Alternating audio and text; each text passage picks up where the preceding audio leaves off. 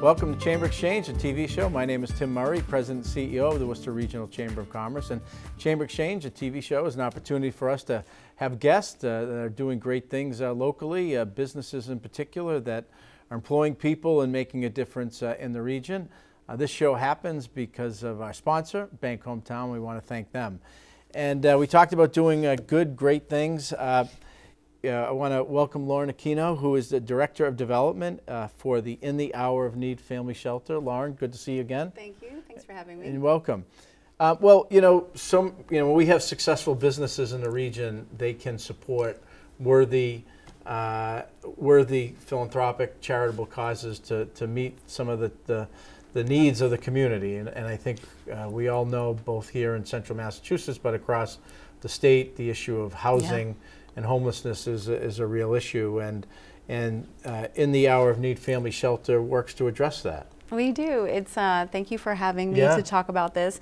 It's this really wonderful organization that I never knew existed, which sounds really awful, but it was this organization that started, which I think you were saying that you're familiar with. It started with a number of faith congregations. It was called Interfaith Hospitality Network. And that's because this need was presented to these congregations, that there are all these families that were either being split up or they weren't able to find shelter at all. And so this opportunity to privately fund a shelter gives us the opportunity to keep everybody together. So if I were to go in a shelter with my 13-year-old son, we would be separated.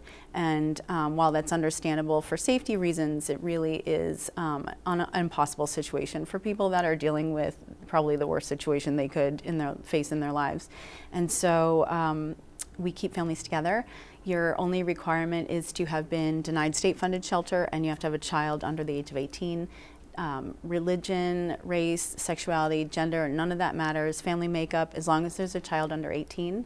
And we are a beautiful house on the west side of Worcester. You would never know that it was a shelter. And you know, I go there every day looking forward to seeing like the kids that are running around. There's a ton of teenagers, and they're doing their homework and they're playing video games, and you would never know it was a shelter.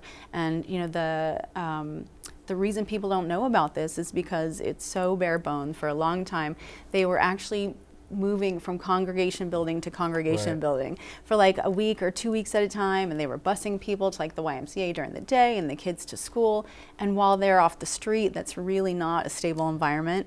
And so I don't know how long ago, like 15 years, what year is this? It's I think it's 2023, but I think probably sometime in the last 10 years, and you're right. I mean, the Worcester Faith that's why we changed the name too. Worcester Faith Hospitality Network. Yeah. Worcester Central Mass parishes, churches, congregations. I know my parish, Blessed Sacrament, is an active participant in that. And just recently, my dad was doing some volunteering at the Hour of Need Family Shelter. But they came together, and you described it, and this is really important, you know, for our viewers. You know, when families or individuals are in crisis with issues of housing and homelessness, sometimes it's their ability to access and get into a shelter. A state shelter, funded shelter, is based upon income.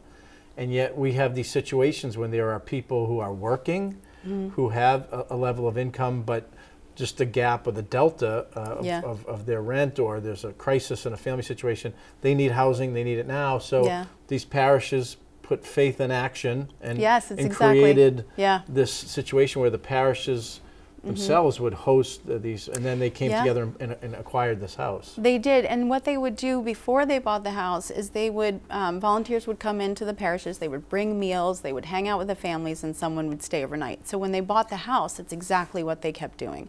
So like your father did, he would come in and he would sleep over, or people would come in for the dinner hour, and they would have dinner, and they would do homework with the kids or hang out with the kids.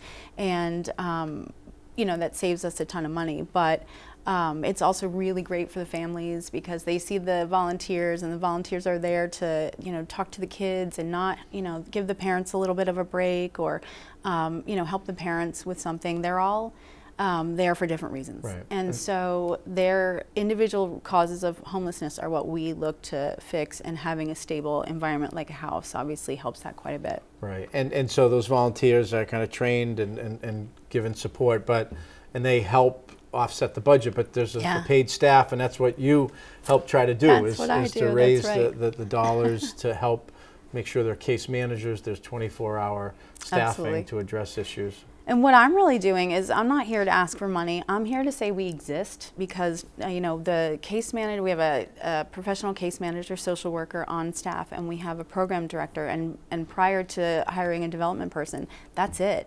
And that doesn't really give you the opportunity to get out there and talk about what you do.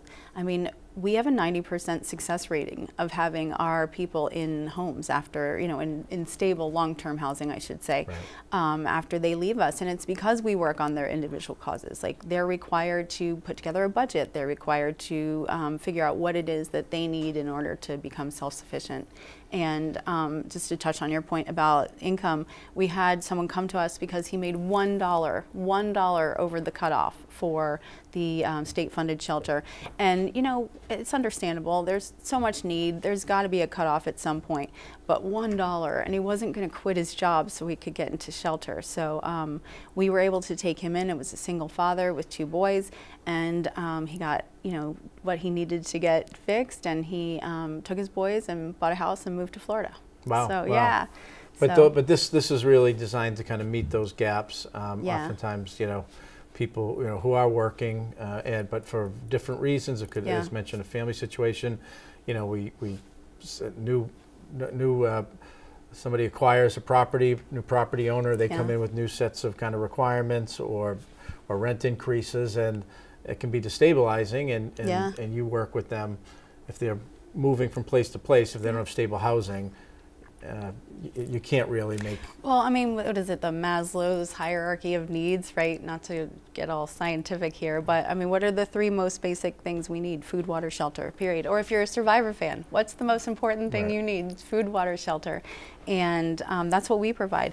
If they come to us, we provide all their cleaning supplies. We provide all their personal hygiene products. Like, they really just need to, you know, be there and focus on them. We actually have a funding, which is partly what we raise money for rapid rehousing. So let's say you got an apartment, but you know, it's all the like hookup fees and the deposits. So we have a fund to help people with that.